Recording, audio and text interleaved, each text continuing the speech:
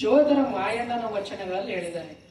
ಆನೆಗಳನ್ನ ಹೆಂಗೆ ಪಳಗಿಸಬಹುದೋ ಅದೇ ರೀತಿಯಾಗಿ ನಮ್ಮ ಮನಸ್ಸನ್ನು ಕೂಡ ಪಳಗಿಸುವಂತ ವಿಧಾನವನ್ನ ಜೋದರ ಮಾಯಣ್ಣನ ವಚನಗಳಲ್ಲಿ ನಾವು ಕಾಣ್ತಾ ಇದ್ದೀವಿ. ಧಕ್ಕೆಯ ಬೊಮ್ಮಣ್ಣ, ಧಕ್ಕೆಯನ್ನ ಬಾರಿಸುವಂತ ಕಾಯಕ. ನೀವೆಲ್ಲ ಹಿಂದೆ ನೋಡ್ತಿರ್ಬೋದು, ಹಳ್ಳಿಗಳಲ್ಲಿ ನಗರಗಳಲ್ಲಿ ಈ ತಲೆ ಮೇಲೆ ಒಂದು ಮಾರಮ್ಮ ಅಂತ ಹೊತ್ಕೊಂಡು ಬಂದು ಧಕ್ಕೆ ಬಾರಿಸ್ಕೊಂಡು ನೀವೇನು ದವಸ ಧಾನ್ಯ ಕೊಡ್ತಿದ್ರಿ, ಕಾಣಿಕೆ ಕೊಡ್ತಿದ್ರಿ ಎಲ್ಲ ತಗೊಂಡು ಹೋಗ್ತಾ ಇದ್ರು. ಇತ್ತೀಚೆಗೆ ಅವರು ಕಡಿಮೆ ಆಗಿದ್ದಾರೆ. ಆ ಧಕ್ಕೆಯ ಬೊಮ್ಮಣ್ಣ ಜನಪದ ಕಲಾವಿದ. ಮಾರಮ್ಮನ್ ತಂದಿದ್ನಿ, ಊರಿಗೆ ಮಾರಿ ಬಂದೈತೆ ಅಂತ ತರ್ತಿದ್ದ. ವಾಸ್ತವಿಕವಾಗಿ ನೋಡಿದ್ರೆ ಆತ ತತ್ವಜ್ಞಾನಿ, ಜನಪದ ಕಲಾವಿದ, ಒಬ್ಬ ತತ್ವಜ್ಞಾನಿ.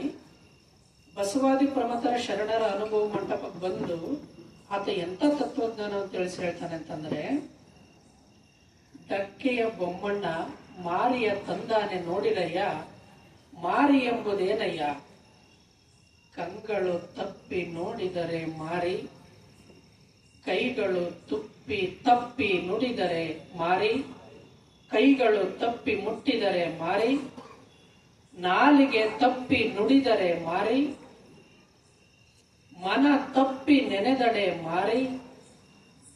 ಈ ಮಾರಿಯನ್ನ ಊರಿಂದ ಹೊರಗಿಡಬೇಕು ಅಂತ ಹೇಳ್ತಾರೆ.